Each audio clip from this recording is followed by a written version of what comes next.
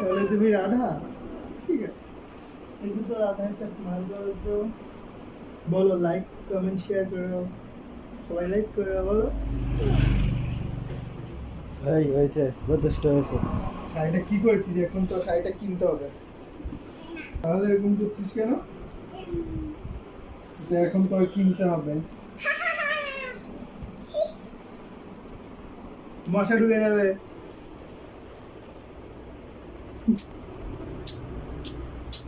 বলিস তুই বলিস নি কেন সবাই লাইক করো?